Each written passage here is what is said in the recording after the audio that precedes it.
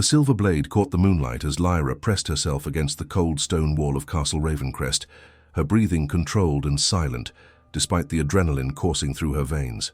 23 years of training had led to this moment, the culmination of everything the Resistance had taught her, everything she had sacrificed, everything she had become.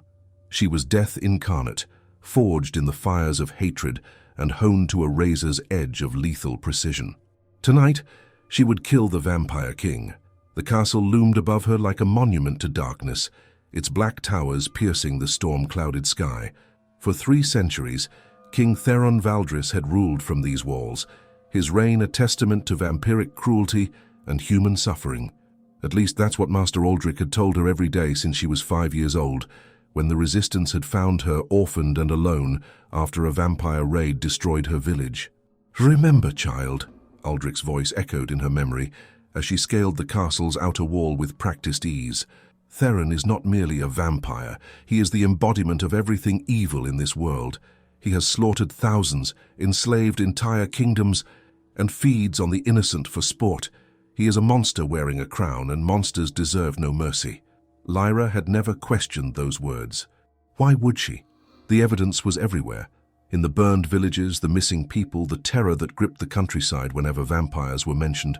She had seen the aftermath of their raids, had held dying children who bore the marks of vampire fangs, had watched families torn apart by creatures that viewed humans as nothing more than cattle. The Resistance had saved her from that fate, had given her purpose, had transformed her from a helpless victim into their greatest weapon. She was the Shadow's Edge, the one they sent when all other options had failed. In 23 years, she had never missed a target, never hesitated, never failed. Tonight would be no different. The castle's defenses were formidable, but not insurmountable. Lyra moved through the shadows like liquid darkness, her black leather armor absorbing light rather than reflecting it. She had studied the castle's layout for months, memorizing every corridor, every guard rotation, every possible escape route. The silver-lined daggers at her belt hummed with anticipation, blessed by the Resistance's priests and sharpened to a molecular edge. She slipped past the outer guards with ease. Vampires might have enhanced senses, but they relied too heavily on their supernatural abilities and not enough on basic observation. Humans, especially humans trained by the Resistance, could move in ways that even vampire senses couldn't detect if they knew the right techniques. The castle's interior was a study in dark elegance. Rich tapestries lined the walls, depicting scenes of vampire nobility throughout the ages. Ornate chandeliers cast dancing shadows across marble floors, and the air carried the faint scent of old blood and older secrets. It was exactly what Lyra had expected from a vampire stronghold, beautiful, deadly, and utterly without warmth. She made her way through the corridors with practiced stealth, avoiding the handful of guards who patrolled the inner sanctum. The king's private chambers were on the highest floor of the central tower, accessible only through a series of increasingly secure passages. But Lyra had prepared for this. She carried tools and techniques that could bypass even vampire-enhanced security measures. The final approach to Theron's chambers required her to traverse a long hallway, lined with portraits of previous vampire kings. Their painted eyes seemed to follow her movement, and more than once she felt the urge to look over her shoulder.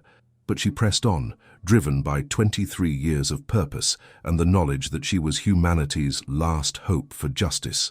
The door to the king's chambers was massive, carved from black oak and reinforced with silver inlays that would burn any vampire who tried to force entry. But Lyra wasn't a vampire. She was something far more dangerous. She was a human who had learned to hunt monsters. The lock yielded to her specialized tools within minutes, and the door swung open on silent hinges. Lyra stepped into the chamber, her daggers already in her hands, her body coiled for the killing strike. The room was shrouded in darkness, but her enhanced night vision, a gift from years of training and alchemical enhancement, allowed her to see clearly. The chamber was larger than she had expected, with a massive four-poster bed dominating the center of the room. Heavy curtains blocked out the moonlight, and the air was still and quiet except for the soft sound of breathing from the bed. Theron Valdris, the Vampire King, lay sleeping. Lyra approached the bed with predatory grace, her silver blade raised and ready. This was it, the moment she had trained for her entire life. One quick strike to the heart, and the monster would be dead. The Resistance would finally have their victory, and humanity would be free from 3 centuries of vampiric tyranny. She pulled back the bed curtains, revealing her target. King Theron was younger looking than she had expected, appearing to be in his early 30s, despite his actual age of over 300 years. His dark hair fell across a face that was aristocratic, but not cruel, peaceful in sleep, rather than twisted with the malice she had expected. He looked human. Lyra shook off the thought. Vampires were masters of deception, able to appear beautiful and innocent while hiding their monstrous nature. She raised her blade, positioning it directly over his heart. That's when she saw it. On the nightstand beside the bed, illuminated by a shaft of moonlight that had found its way through a gap in the curtains, was a child's drawing. Lyra froze, her blade trembling in her hand. The drawing was simple, created with colored pencils on rough paper. It showed a little girl with dark hair holding hands with a tall man, both of them smiling. At the bottom, in the unsteady handwriting of a child, were the words, "Me and Papa." For a moment, Lyra couldn't breathe.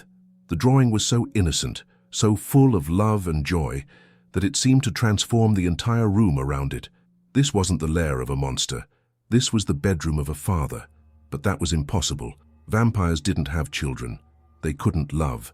They were creatures of darkness and hunger, incapable of the tender emotions that the drawing represented. Weren't they? Lyra lowered her blade slightly, her mind reeling. Master Aldrich had been very clear about vampire nature. They were parasites, predators, beings who existed only to feed and destroy. They might mimic human emotions for manipulation, but they couldn't truly feel them. So why was there a child's drawing on the Vampire King's nightstand? She looked around the room with new eyes, searching for answers. What she found shattered everything she thought she knew. There were more drawings scattered around the room, some framed and hanging on the walls, others tucked into books or placed on shelves. All of them were clearly the work of the same child, depicting scenes of daily life. A man reading to a little girl, the two of them having tea, walking in a garden, playing with toys. In every drawing, the man was tall and dark-haired, clearly meant to be Theron, and in every drawing, he was smiling. Lyra's hands shook as she examined the artwork more closely. These weren't the propaganda tools of a manipulative monster. They were the genuine expressions of a child who loved her father. The emotion in them was too pure, too innocent to be anything but real. She moved away from the bed, her assassination forgotten as she explored the room further. In a corner, she found a small bookshelf filled with children's stories, their pages worn from repeated reading. Beside it was a comfortable chair with a soft blanket draped over the arm, clearly a reading nook where father and daughter spent time together. On the desk near the window, Lyra discovered something that made her heart race. A journal, left open to a recent entry. The handwriting was elegant but masculine, clearly belonging to Theron himself. Eleanor had another nightmare last night. She dreamed that the villagers came to take her away, because of what I am. I held her until she stopped crying, but I could see the fear in her eyes. Not of me, but of losing me. How do I explain to an 8-year-old that the world sees her father as a monster? How do I protect her from the hatred that surrounds us, while still teaching her to be kind and compassionate? Sometimes I wonder if she would be better off without me, if I arranged for her to live with humans who could give her a normal life, away from the shadows and secrets that define my existence. But then she smiles at me, or draws another picture of us together, and I realize that I'm being selfish. She loves me, and I love her more than I thought possible. Surely that has to count for something. I just want to be a good father to her. I want to give her the childhood I never had, full of love and laughter instead of fear and violence. Is that too much to ask? Lyra staggered backward, the journal falling from her nerveless fingers. This wasn't the writing of a monster. This was the anguished confession of a father trying to do right by his child. The pain in those words was too real, too raw to be anything but genuine. She had to find the child. She had to see for herself if this Elena was real, if the love depicted in the drawings and described in the journal actually existed. Leaving Theron sleeping, something that went against every instinct and training she possessed, Lyra slipped out of the royal chambers and began exploring the castle. It didn't take long to find what she was looking for. Down the hall from the king's chambers was a door painted with flowers and butterflies, clearly marking it as a child's room. Lyra pressed her ear to the door and heard the soft, steady breathing of someone deep in sleep. The lock was simple, not the complex security measures that protected the king's chambers. but the basic privacy lock of a child's bedroom. Lyra opened it carefully and stepped inside. The room was a wonderland of childhood joy. Toys were scattered across a soft carpet, dolls and wooden horses, building blocks and picture books. The walls were covered with more drawings, these ones showing a wider range of subjects: flowers and animals, castles and princesses, and always, the tall, dark-haired man who was clearly her father. In the center of the room was a small bed with pink curtains, and in that bed lay a little girl with dark hair and pale skin. She looked to be about 8 years old, just as the journal had indicated, and even in sleep there was something peaceful and innocent about her that took Lyra's breath away. This was Elena. This was the Vampire King's daughter. Lyra approached the bed slowly, her mind struggling to process what she was seeing. The child was beautiful, but more than that, she radiated the kind of pure innocence that Lyra had been taught vampires were incapable of creating or nurturing. On the nightstand beside Elena's bed was another drawing, this one showing 3 figures: a man, a woman, and a little girl. The woman was drawn in lighter colors, almost transparent, and there were tears on the man's face. At the bottom, in that same childish handwriting, were the words, "Mama in heaven with Papa and me." Lyra felt tears prick her own eyes. The child's mother was dead, and Elena was being raised by her vampire father alone. The love and loss depicted in the drawing was heartbreaking in its simplicity. She backed away from the bed, her mind reeling with questions and doubts. Everything she had been taught about vampires, everything she had believed about Theron, was being challenged by what she had seen in this castle. But she needed more information. She needed to understand how this was possible. Lyra spent the next several hours exploring the castle, searching for answers. What she found painted a picture that was completely at odds with everything the Resistance had told her. In the castle's library, she discovered records of Theron's reign that showed a pattern of progressive reforms and peaceful negotiations with human kingdoms. There were treaties and trade agreements, diplomatic correspondence that spoke of mutual respect and cooperation. In the servants' quarters, she found evidence of a household staff that was well treated and genuinely loyal to their king. The vampires who served Theron seemed to respect him, and the human servants, for there were humans working in the castle, appeared to be there by choice rather than coercion. Most damning of all, in Theron's private study, she found correspondence with human leaders that revealed the truth about the recent conflicts between vampires and humans. It wasn't Theron who had been instigating the violence. It was a faction of radical humans, led by someone whose name made Lyra's blood run cold: Master Aldrich. The letters detailed Aldrich's attempts to sabotage peace negotiations, his orchestration of attacks on both human and vampire settlements to maintain the cycle of hatred and violence. Theron had been trying to stop the bloodshed, not cause it. Lyra sank into a chair, her world view crumbling around her. The man she had been sent to kill wasn't the monster she had been told he was. He was a father trying to protect his daughter, and a king trying to bring peace to his people. And the man who had raised her, who had trained her, who had sent her on this mission, he was the real monster. Dawn was approaching when Lyra finally returned to Elena's room, drawn by a need to see the child again, to confirm that this impossible situation was real. She found Elena awake, sitting up in bed and looking at her with curious brown eyes that held no fear. "Hello," Elena said with the straightforward manner of children. "Are you the new teacher Papa hired?" Lyra froze, caught completely off guard. What?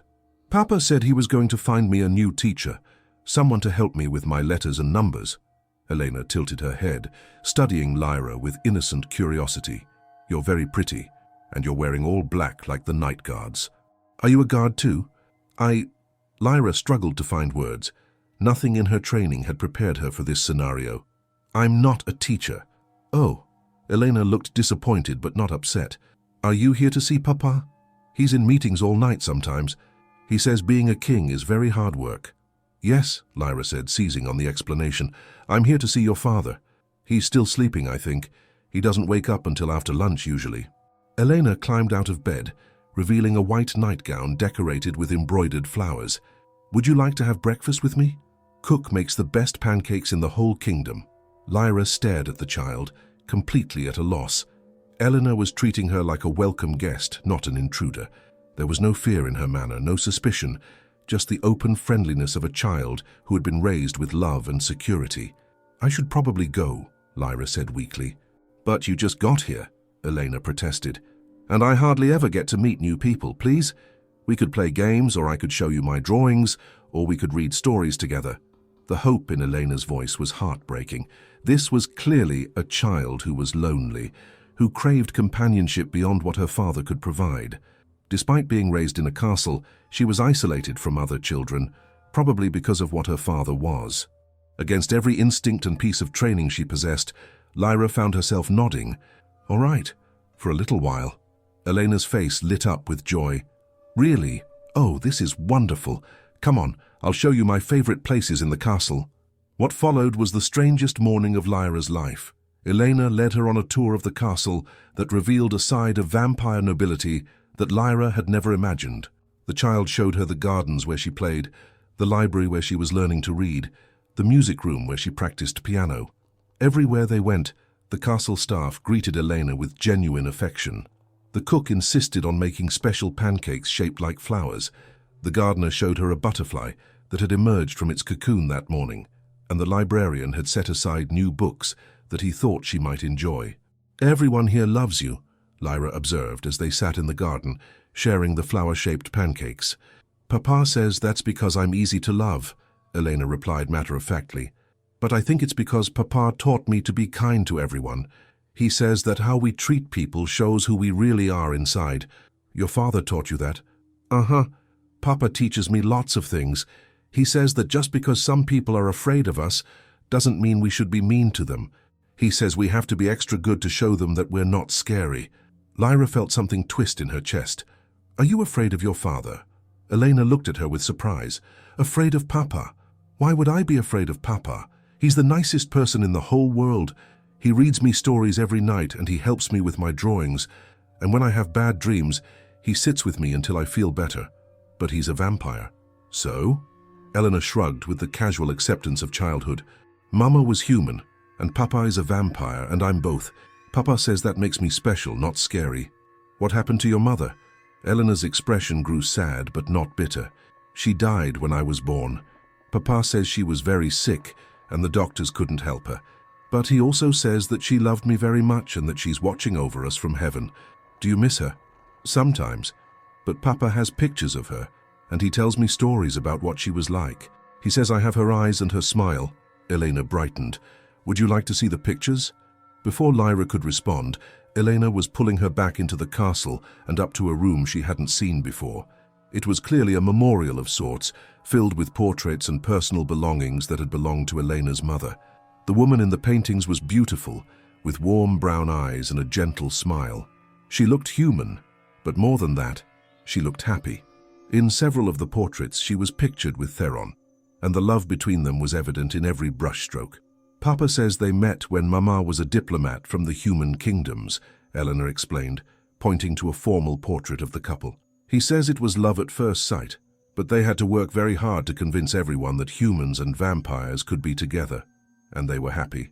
Papa says they were the happiest people in the world, until Mama got sick." Eleanor's voice grew quiet. "Papa was very sad for a long time after she died, but then I started talking and walking, and he says I made him happy again."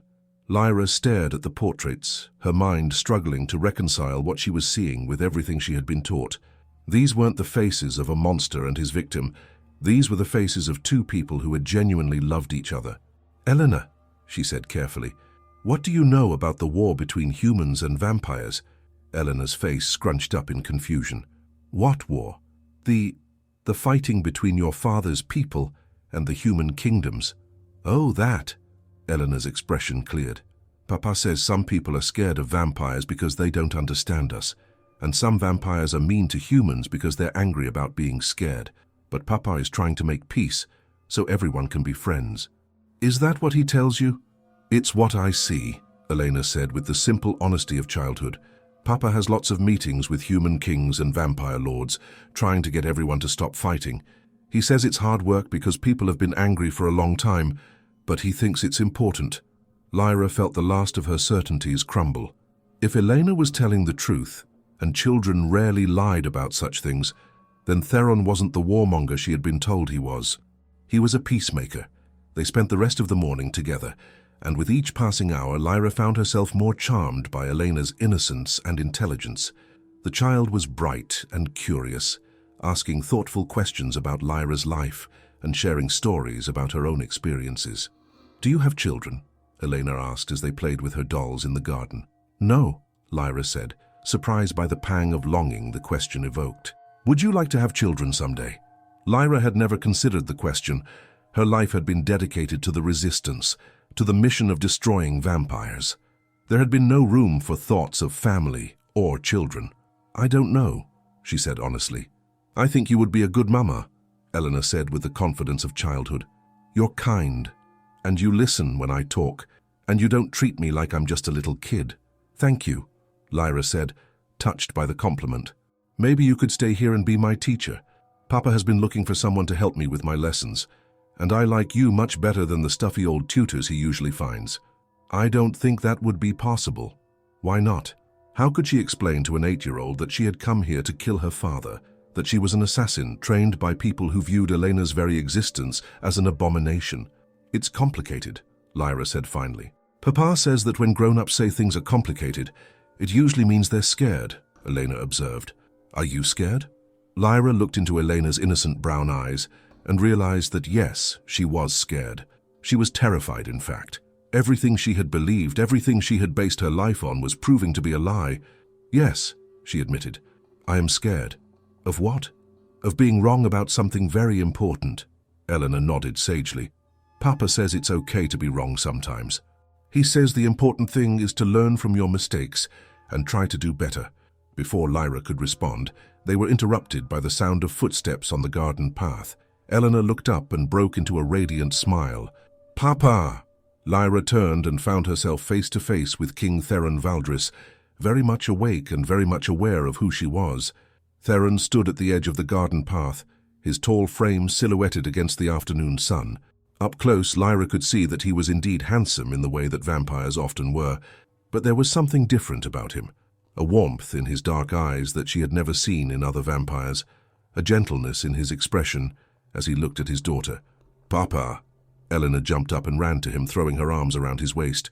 "I made a new friend. This is—" "Oh." She looked back at Lyra with embarrassment. "I never asked your name."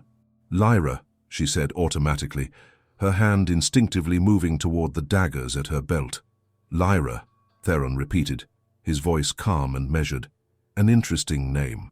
Greek in origin, I believe. It means lyre, a musical instrument." "Papa knows everything about names," Elena said proudly.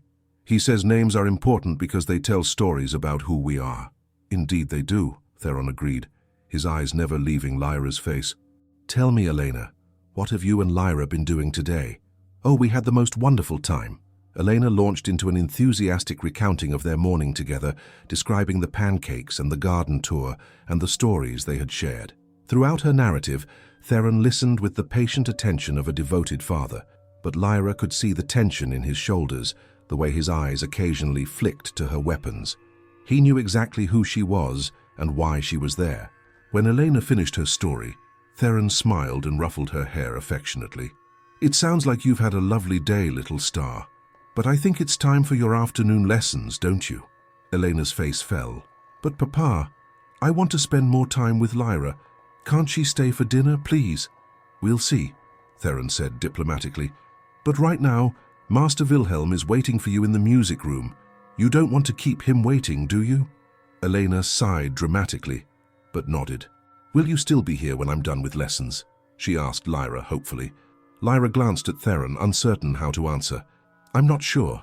"I hope so," Elena said, giving Lyra an impulsive hug before skipping off toward the castle. The moment Elena disappeared from view, the atmosphere in the garden changed completely. Theron's gentle demeanor remained, but there was now an undercurrent of deadly seriousness that reminded Lyra exactly what he was. "So," he said conversationally, settling onto the garden bench where Lyra and Elena had been playing, "the resistance finally sent their best." Lyra's hand tightened on her dagger hilt. "You know who I am.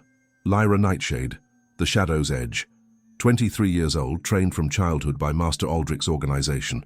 47 confirmed kills, all vampires. You're something of a legend among my kind." Theron's tone was matter-of-fact, as if he were discussing the weather. "I've been expecting you for some time. Then why didn't you stop me? Why didn't you have your guards capture me?" "Because I was curious to see what you would do when confronted with the truth." "What truth?" Theron gestured toward the castle. "The truth about who I really am. The truth about what this place really is. The truth about the war that has consumed both our peoples for far too long." Lyra drew one of her daggers, the silver blade gleaming in the afternoon light. "You're a vampire. You're the enemy.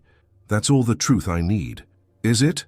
Theron made no move to defend himself, didn't even flinch at the sight of the weapon.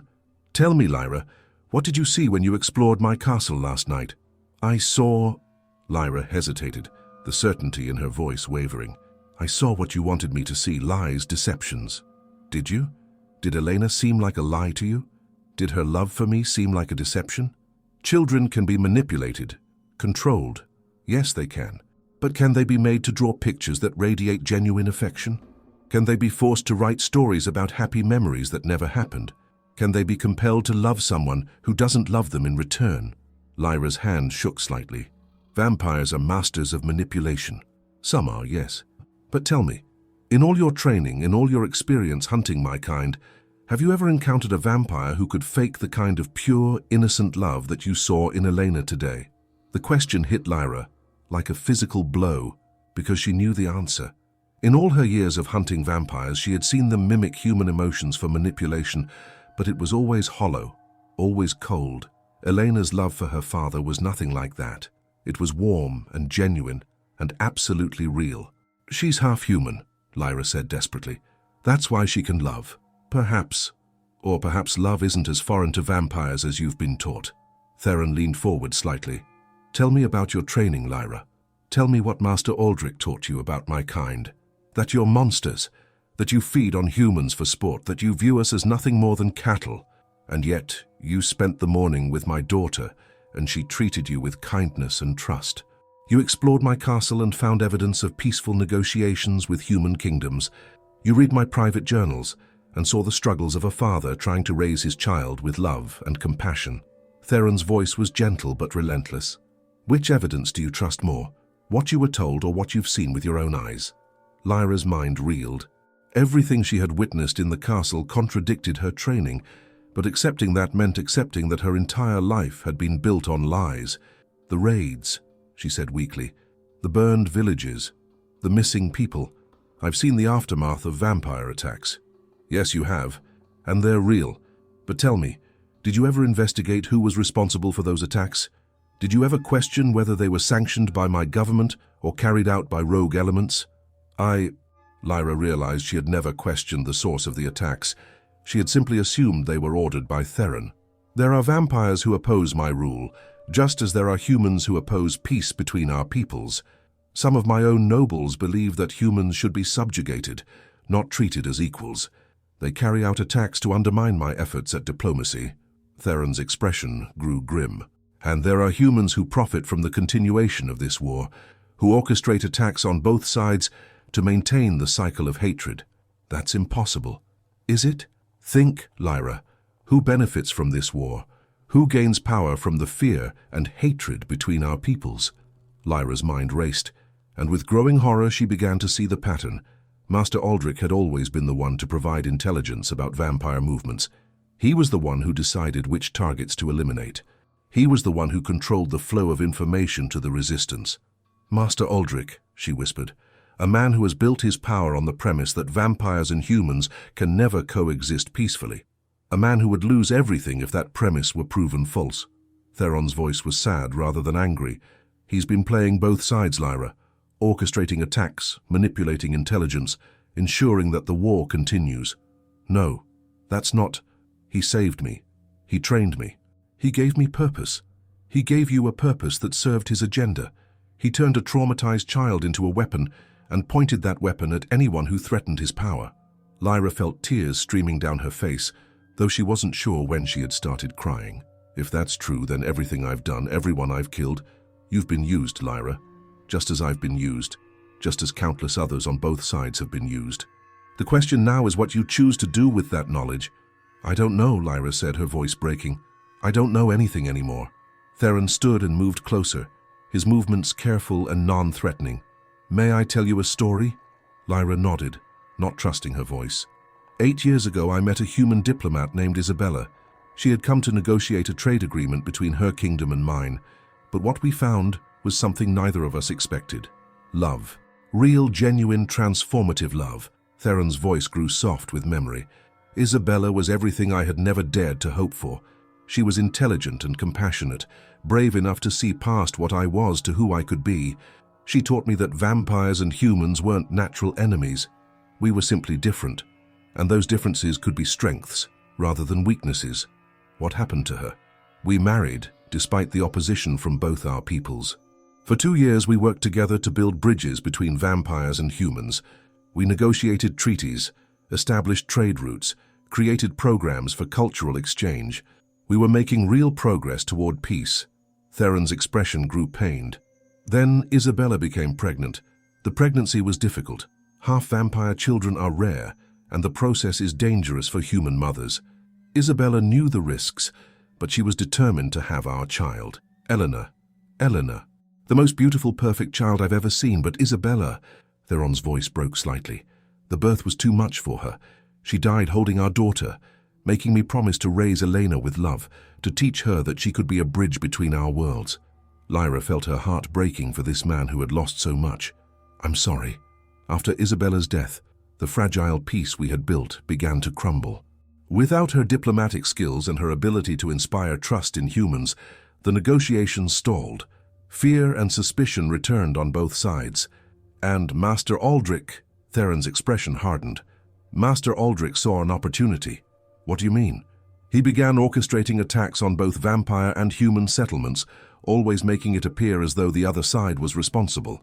He fed intelligence to both sides that painted the other as aggressors. He systematically destroyed every peace initiative Isabella and I had worked to create. But why? What did he gain? Power, influence, control. As long as vampires and humans were at war, the resistance needed a leader. As long as there was an enemy to fight, Aldrich remained relevant.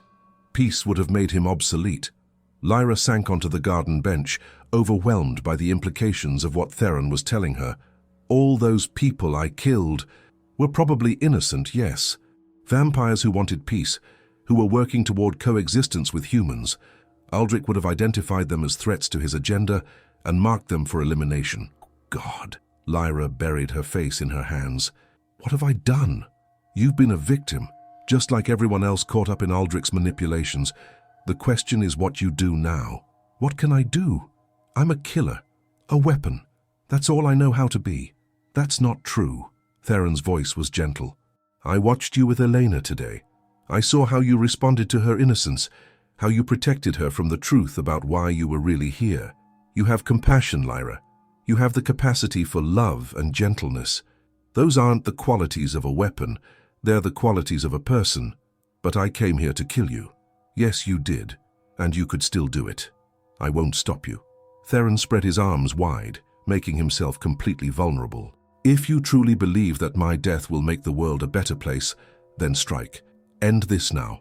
Lyra looked at the silver dagger in her hand, then at Theron's unguarded form. It would be so easy. One quick thrust to the heart, and the Vampire King would be dead. Her mission would be complete, but she couldn't do it. Not after seeing Elena's drawings, not after reading Theron's journals, not after witnessing the genuine love between father and daughter. I can't, she whispered. Why not? Because you're not a monster. You're a father. You're someone who's trying to do the right thing in an impossible situation. Lyra looked up at him with tear-filled eyes. Because Elena loves you. And children don't love monsters. No, Theron agreed softly. They don't. But if I don't kill you, if I go back to the Resistance empty-handed, Aldrich will know something went wrong. He'll send someone else. Yes, he will. And that someone might not be swayed by a child's drawings or a father's love. Then what do we do? We? Theron raised an eyebrow. I can't go back to the Resistance, not knowing what I know now. But I can't stay here either. Your people would never trust a human assassin. Perhaps, but there is another option. What? Help me expose the truth. Help me prove that Aldrich has been manipulating both sides.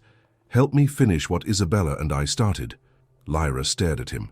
"I want me to betray everything I've ever known. I want you to choose truth over lies, love over hatred, hope over despair. I want you to help me build a world where children like Elena can grow up without fear, where vampires and humans can coexist in peace. And if I refuse, then you're free to go. I won't stop you and I won't pursue you. But Elena will ask about you, and I'll have to explain why her new friend disappeared without saying goodbye." The mention of Elena hit Lyra like a physical blow. The thought of disappointing that innocent, loving child was almost unbearable. "If I help you," she said slowly, "what would that mean exactly?" "It would mean working together to gather evidence of Aldrich's manipulations. It would mean reaching out to vampires and humans who want peace and building a coalition strong enough to oppose the warmongers on both sides. It would mean risking everything for the chance to create something better. And Elena would have someone else in her life who cares about her, someone who could help her understand the human side of her heritage." Theron's expression grew hopeful. "She's already attached to you, Lyra. In one day, you've given her something she's never had before. A friend who sees her as just a child, not as a symbol or a political statement." Lyra thought about Eleanor's bright smile, her innocent questions, her obvious hunger for companionship. The child was isolated in this castle, surrounded by adults who loved her but couldn't give her the simple friendship of a peer. "What about the resistance? They'll come looking for me. Let them come. By then, we'll have the evidence we need to expose Aldrich's treachery. The resistance will have to choose between following a corrupt leader or embracing the truth. And if they choose Aldrich, then we'll face that challenge when it comes. But I believe that most of the resistance members are good people who genuinely want to protect humanity. When they learn the truth, they'll make the right choice." Lyra looked around the garden, taking in the peaceful beauty of the place. It was so different from the stark training facilities of the resistance, so full of life and warmth and hope. "I need time to think," she said finally. "Of course. But Lyra," Theron's voice grew serious, "whatever you decide, please don't disappear without saying goodbye to Elena. She's lost too many people in her short life. She doesn't need to lose another." "I won't," Lyra promised. "I would never hurt her like that." "I know. That's why I trust you." The words hit Lyra with unexpected force. When was the last time someone had said they trusted her? When was the last time she had felt worthy of trust? "Papa! Papa!"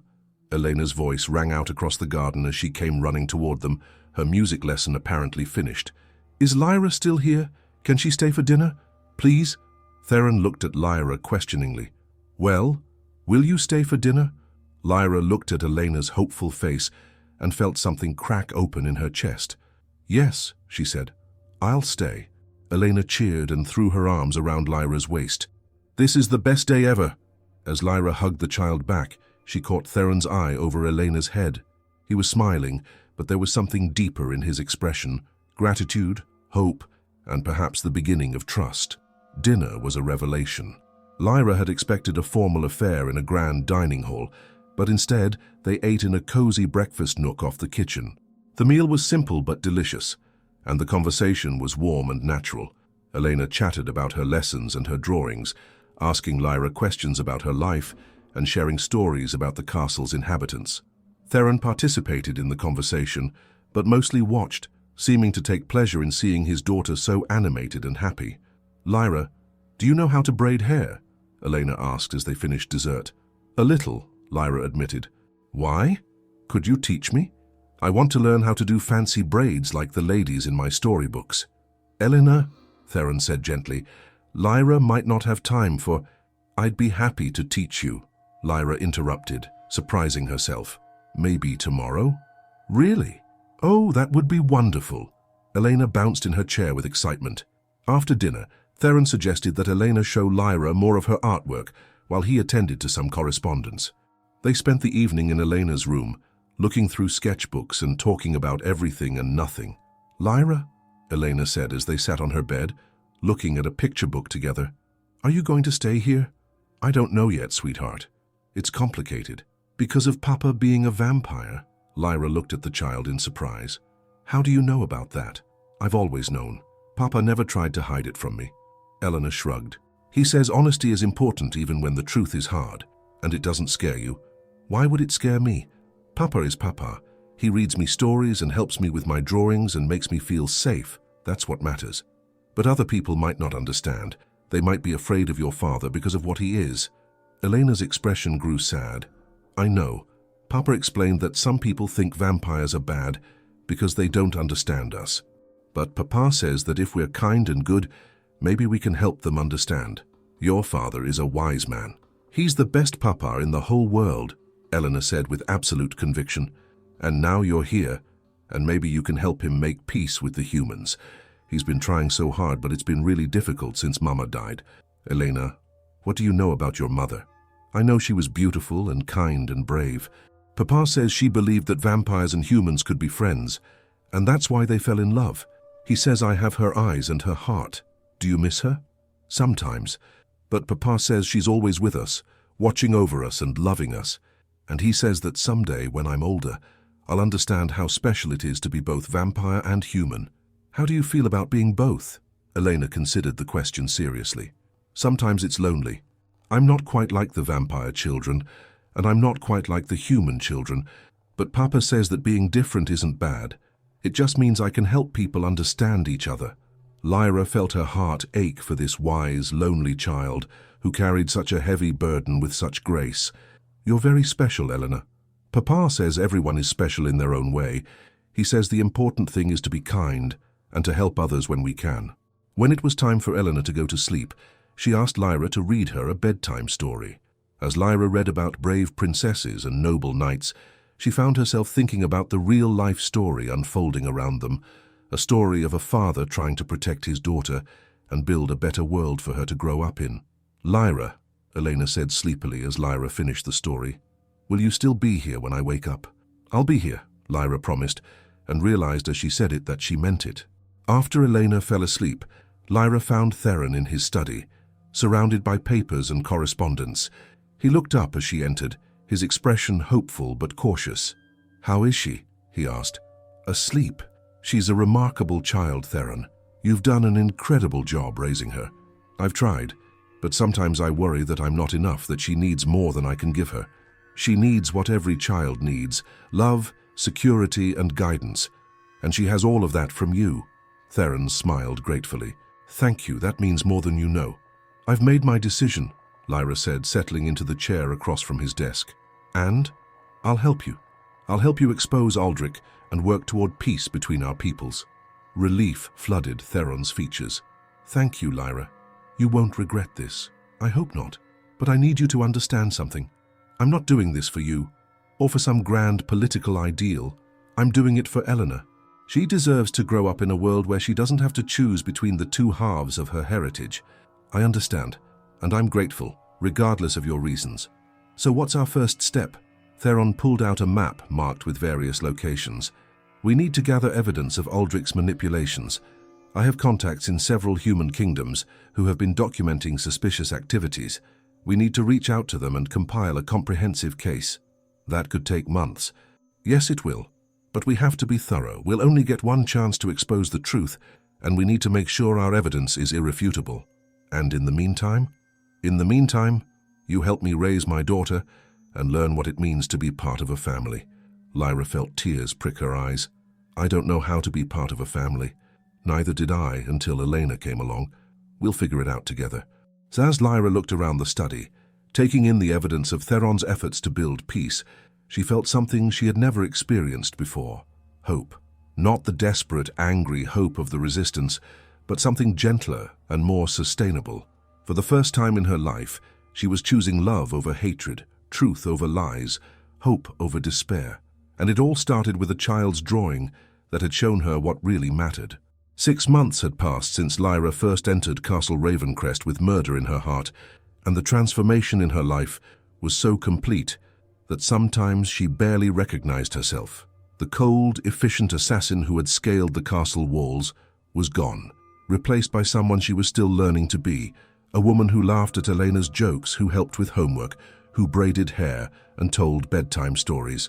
She had become, in every way that mattered, part of a family. The evidence against Master Aldrich had been painstakingly gathered over those months. Theron's network of contacts had provided documentation of the resistance leaders' manipulations, forged intelligence reports, orchestrated attacks on both vampire and human settlements, financial records showing payments to mercenaries on both sides of the conflict. But it was Lyra who had provided the most damning evidence of all. "These are the mission files Aldrich gave me over the years," she explained to Theron as they worked in his study one evening. "I kept copies of everything. Targets, intelligence reports, tactical assessments. When you compare them to the actual evidence of what these vampires were doing, the discrepancies are obvious." Theron finished studying the documents. Half of these vampires were actively working for peace. The other half were minor nobles with no political influence whatsoever. Aldrich was systematically eliminating anyone who might threaten his narrative. Vampires who wanted coexistence, humans who advocated for diplomacy, anyone who might expose his manipulations, and you were his weapon of choice. Lyra nodded, still struggling with the guilt of her unwitting complicity. "I killed 17 vampires who were working toward peace. 17 beings who were trying to build the same future we're fighting for now. You were deceived, Lyra. The responsibility lies with Aldrich, not with you." "Does it? I never questioned my orders. I never investigated my targets. I just killed them because I was told they were monsters. You were a child when he found you, traumatized and alone. He shaped your worldview from the beginning. How could you have questioned what you'd never been taught to question?" Eleanor appeared in the doorway, rubbing her eyes sleepily. "Why are you both still awake? It's very late." "We're working, little star," Theron said, immediately shifting his attention to his daughter. "Did you have another bad dream?" "No, I just heard voices and wanted to make sure everything was okay." Eleanor padded into the room and climbed onto Lyra's lap with the casual affection that had developed between them over the months. "Are you planning something dangerous?" Lyra and Theron exchanged glances. They had tried to shield Elena from the details of their work, but the child was perceptive and had clearly picked up on the tension surrounding their activities. "We're trying to stop a war," Lyra said carefully. "But yes, it might be dangerous. The war between vampires and humans?" "Yes." Elena was quiet for a moment, processing this information. "Is it because of me? Because I'm both vampire and human?" "No, sweetheart," Theron said firmly. "This war started long before you were born. We're trying to end it so that you can grow up in a world where being both vampire and human is seen as a gift, not a curse. Will you have to go away?" The question was directed at Lyra, and the fear in Elena's voice made Lyra's heart clench. Over the past months, Elena had become the center of her world, the daughter she had never known she wanted. "I don't know," Lyra said honestly. "We might have to travel, to meet with people and share what we've learned. But I promise you I will always come back. Do you promise with your whole heart?" "I promise with my whole heart." Elena smiled and snuggled closer. "Good, because you're my family now, and families stick together." The simple declaration hit Lyra with the force of a revelation. Family. She had spent so many years believing she was alone in the world, that the resistance was the closest thing to belonging she would ever have. But this warm, loving, complicated little unit, this was what family really meant. "Yes," she said, pressing a kiss to the top of Elena's head. "Families stick together." The confrontation with the resistance came sooner than expected. Lyra had been careful to maintain minimal contact with her former organization, sending occasional reports that suggested she was still tracking Theron, but hadn't found the right opportunity to strike. But Master Aldrich was too experienced to be fooled for long. "We have a problem," Theron announced one morning as he burst into the breakfast room where Lyra and Elena were sharing pancakes. "My scouts report a force of resistance fighters approaching the castle, at least 50 of them heavily armed." Lyra felt her blood run cold. "Aldrich?" "Leading them personally." Eleanor looked between them with wide eyes. "Are they coming to hurt us?" "They're coming to hurt your father," Lyra said, her mind racing, "and probably me too when they realize I've switched sides. But you're one of them. Won't they listen to you?" "Not anymore, sweetheart. I've learned things that they won't want to hear." Theron was already moving, his vampire nature asserting itself as he prepared for battle. "I'll mobilize the castle's defenses. We can hold them off long enough for you and Elena to escape through the hidden passages." "No," Lyra said firmly, standing up from the table. "Running won't solve anything. They'll just keep coming, and next time they might hurt Elena in the process." "Then what do you suggest?" "We face them. We show them the evidence. We make them see the truth." "Lyra, These are people who have been indoctrinated for years, just like you were. They won't be easily convinced. Maybe not all of them, but some of them will listen. Some of them will see reason. Lyra looked at Elena, who was watching the conversation with the solemn understanding of a child who had grown up too fast. We have to try. For her. An hour later, the resistance forces had surrounded the castle. From the battlements, Lyra could see Master Aldrich at their head, his silver hair gleaming in the morning sun, his face set in the grim lines of righteous determination that she remembered so well. "Theron Valdris," Aldrich's voice carried clearly across the courtyard. "We know you hold our agent captive. Release her, and we will make your death quick." Lyra stepped forward, making herself visible on the battlements. "I'm not a captive, Master Aldrich." A murmur ran through the resistance forces below. Aldrich's face contorted with rage and disbelief. "Lyra, what has that monster done to you? What lies has he filled your head with?" "The only lies I've heard came from you," Lyra called back. "You've been manipulating both sides of this war for your own gain. Impossible. You've been compromised. Vampires are masters of mental manipulation." "Then let me prove it." Lyra held up a leather satchel. "I have evidence, Aldrich. Documents that show your true activities. Let me show them to the others." "Never. You're either compromised or a traitor. Either way, you must die." Aldrich raised his hand, and Lyra saw archers in the resistance ranks draw their bows. But before they could loose their arrows, Elena appeared beside her on the battlements. "Stop!" the little girl cried out, her young voice carrying with surprising authority. "Don't hurt Lyra. She's good. She's family." The sight of a child on the battlements caused confusion in the resistance ranks. Arrows remained nocked but not drawn, as the fighters tried to process what they were seeing. "A child," one of them whispered, loud enough for Lyra to hear. "There's a child in the castle." "It's a trick," Aldrich snarled, "a vampire illusion." But Elena was very real, very human, and very clearly unafraid. She looked down at the assembled fighters with the fearless curiosity of childhood. "Are you the people who want to hurt my papa?" she asked. "Elena, get back inside," Lyra said urgently. "No," Elena said with the stubborn determination she had inherited from both her parents. "They need to see. They need to understand." She turned back to the resistance fighters. "My papa isn't a monster. He reads me stories and helps me with my drawings and makes me feel safe. He's trying to make peace so that vampires and humans can be friends." "The child speaks the truth," Theron said, appearing beside them on the battlements. "I am Theron Valdris, and I have spent the last 8 years working toward peace between our peoples. The real enemy of that peace stands among you now." "Lies!" Aldrich shouted. "All lies, don't listen to them." But doubt was spreading through the resistance ranks. These were people who had joined the organization to protect innocent humans, and the sight of a clearly happy, healthy child defending her vampire father was shaking their certainty. "Captain Morrison," Lyra called out, addressing one of the resistance officers she recognized, "you've known me for 15 years. Have you ever known me to be easily deceived?" Captain Morrison, a grizzled veteran who had trained Lyra in combat techniques, looked up at her with conflicted eyes. "No, Lyra. You've always been sharp as a blade." "Then listen to me now. Everything we've been told about King Theron is a lie. He's not the monster we thought he was. The real monster is the one who's been feeding us false intelligence for years." "Enough!"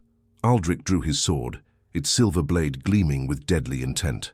"If you won't listen to reason, then you'll die with the vampires you've chosen to protect." He started toward the castle gates, but Captain Morrison stepped into his path. "Wait," Morrison said. "Let's hear what evidence she has." "I am your leader," Aldrich snarled. "You will obey my orders." "You're our leader because we trusted you to guide us toward justice," Morrison replied. "But if Lyra has evidence that changes things—" "There is no evidence, only vampire lies and manipulation."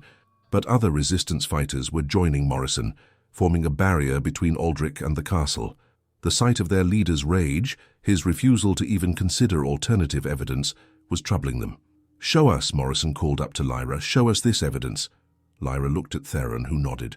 Together, they made their way down to the castle's main gates. Elena insisted on coming with them despite their protests. "If we're going to do this, we do it as a family," she said with the wisdom of someone far older than her 8 years. The castle gates opened, and Lyra walked out to meet her former comrades. The sight of her approaching freely without coercion sent another ripple of doubt through the resistance ranks. These are the mission files Aldrich gave me over the past 5 years, Lyra said, opening the satchel and spreading documents on the ground where everyone could see them. And these are the actual intelligence reports about my targets, gathered from independent sources. Captain Morrison knelt to examine the documents, his expression growing increasingly troubled as he read. "This vampire here," he said, pointing to one of the files. "Lord Blackwood, you killed him 3 years ago. Yes, Aldrich told me he was planning an attack on the village of Millbrook, but according to this independent report, Lord Blackwood was actually negotiating a trade agreement with Millbrook. He was trying to establish peaceful commerce between vampires and humans."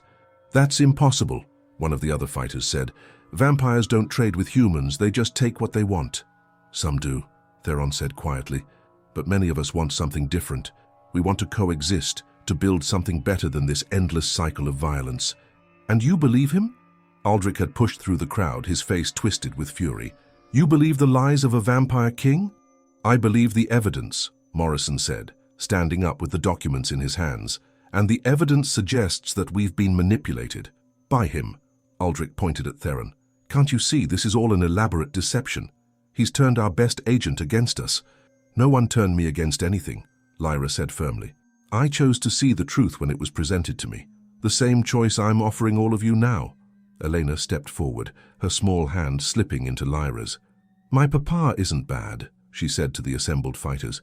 "He loves me, and he takes care of me, and he tries to help people. Isn't that what good people do?"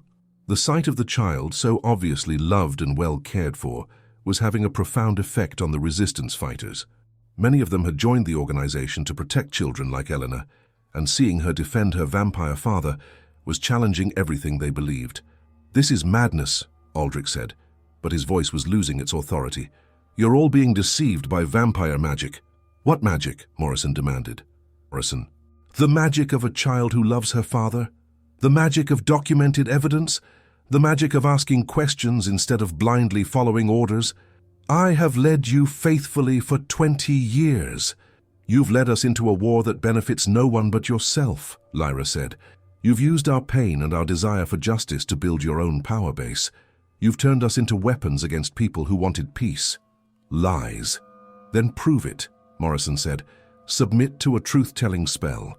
Let us verify your claims under magical compulsion." Aldrich's face went pale. Truth-telling spells were rare and difficult magic, but they were absolute in their effectiveness. No one could lie under their influence. I don't need to prove anything to you," he said, backing away. "I am your leader, you will obey." But the resistance fighters were no longer listening to him. The evidence was too compelling, the contradictions too obvious. One by one, they began laying down their weapons. "I'm sorry," Morrison said to Theron. "We've been deceived. We've done terrible things based on false information." "The responsibility lies with the one who provided that false information," Theron replied graciously. "You acted according to your conscience and the information you had. That's all anyone can do." "What happens now?" one of the fighters asked. "Now we work together," Lyra said. "We build the peace that should have existed all along. We create a world where children like Elena don't have to choose between the two halves of their heritage." "And him?" Morrison gestured toward Aldrich, who was still backing away, his face a mask of rage and desperation. "He'll face justice," Theron said, "but not the kind of justice that perpetuates the cycle of violence. He'll be tried fairly, and if found guilty, he'll be imprisoned, not executed." "You're too merciful," Morrison said. "Mercy is what separates justice from revenge," Elena said, her young voice carrying surprising wisdom. "Papa taught me that." Aldrich made one last desperate attempt to rally his followers. "You're all fools. You're betraying everything we've fought for. When the vampires turn on you, when they show their true nature, remember this moment." But his words fell on deaf ears. The resistance fighters had seen the truth, and they could not unsee it. In the end, Aldrich was taken into custody not by vampires but by his own former followers. The evidence against him was overwhelming, and even his most loyal supporters could not deny the facts. The trials that followed were conducted jointly by vampire and human courts, establishing a precedent for cooperation that would serve as the foundation for future peace negotiations. Aldrich was found guilty of war crimes against both species and sentenced to life imprisonment. But more importantly, The revelation of his manipulations opened the door for genuine dialogue between vampires and humans. The resistance, under Captain Morrison's leadership, transformed from a military organization into a diplomatic one, working alongside Theron's government to establish lasting peace. It wasn't easy. Centuries of mistrust and hatred couldn't be overcome overnight. There were setbacks and conflicts, moments when it seemed like the old patterns might reassert themselves. But there was also hope. And there was Elena. As she grew older, Elena became a symbol of what was possible when vampires and humans worked together. She was living proof that the two species could not only coexist, but create something beautiful together. "Tell me the story again," Elena said one evening as she sat in the castle's garden with Lyra and Theron. She was 12 now, no longer the little girl who had innocently asked if Lyra was her new teacher, but she still loved hearing about the night that had changed all their lives. "Which part?" Lyra asked, though she knew the answer. "The part about the drawing, about how you saw my picture and couldn't hurt Papa." Lyra smiled, remembering that moment of revelation. "I had come to kill your father," she said. "I was trained to be a weapon, to eliminate threats without question or hesitation. But when I saw that drawing you made, the one that said me and Papa, I realized that monsters don't keep their children's artwork by their beds. And that's when you knew Papa wasn't really a monster. That's when I started to question everything I'd been taught. The drawing made me see that there was love in this castle, real love between a father and daughter, and love doesn't lie." "What happened to the drawing?" Elena asked. "The first one I made." Theron reached into his jacket and pulled out a carefully preserved piece of paper. It was the same drawing that had stopped Lyra's blade all those years ago, now framed and protected but still recognizable. "I've carried it with me ever since," he said, as a reminder of the moment when everything changed. Elena took the drawing and studied it with the critical eye of someone whose artistic skills had improved considerably over the years. "I was terrible at drawing hands back then," she observed. "But you were perfect at drawing love," Lyra said, "and that's what mattered." As the sun set over the castle, painting the sky in shades of gold and crimson, Lyra reflected on the journey that had brought them to this moment. She had come to Castle Ravencrest as an assassin, a weapon forged by hatred and pointed at an innocent man. She was leaving as something she had never thought possible, a mother, a peacemaker, a bridge between worlds. "Do you ever regret it?" Theron asked quietly as Elena ran off to chase fireflies in the garden. "Giving up your old life?" "Never," Lyra said without hesitation. "I thought I was living before, but I was just existing. This is life. This is what it means to have purpose beyond destruction. And the future. What do you see when you look ahead?" Lyra watched Elena laughing as she tried to catch the glowing insects, her joy infectious and pure. "I see a world where children like Elena don't have to hide what they are. I see vampires and humans working together, building something better than either could create alone. I see hope. It won't be easy. There will always be those on both sides who prefer hatred to understanding. I know, but we have something they don't." "What's that?" "We have love, and love is stronger than hatred, more persistent than fear, more powerful than any weapon ever forged." As if to prove her point, Elena came running back to them, her face glowing with happiness. "Look," she said, opening her cupped hands to reveal a firefly. "I caught one, but I'm going to let it go because Papa says beautiful things should be free." She opened her hands, and the firefly rose into the darkening sky, its light joining the stars that were beginning to appear overhead. "Just like us," Elena said with satisfaction. "We're free too, aren't we? Free to love each other, free to be a family, free to help other people understand that different doesn't mean dangerous."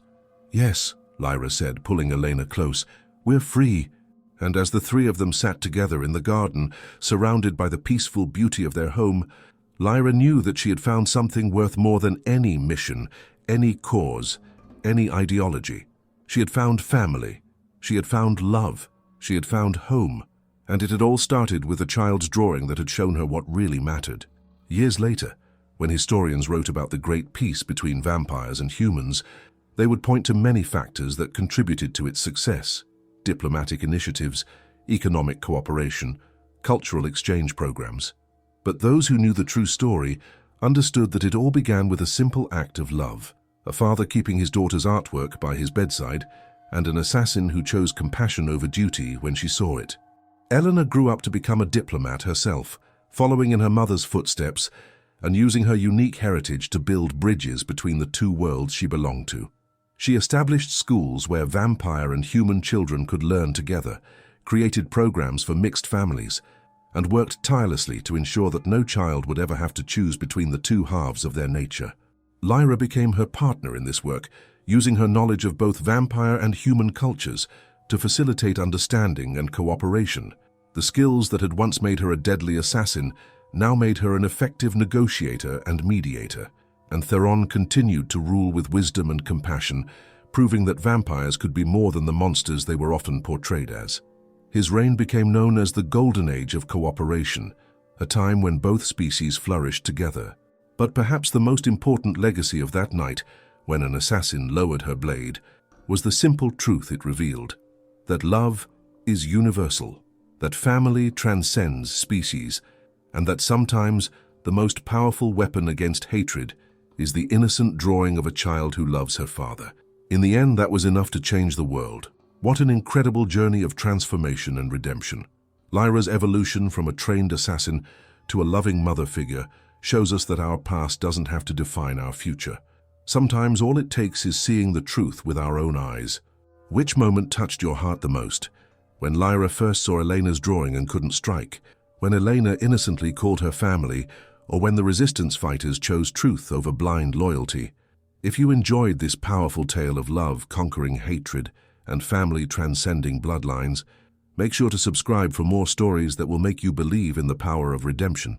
Drop a comment below and tell me, do you think Lyra made the right choice in abandoning her mission, or should loyalty to one's cause always come first? And get ready for our next story about a demon lord who's cursed to work as a kindergarten teacher until he meets the single mum who might just be his salvation.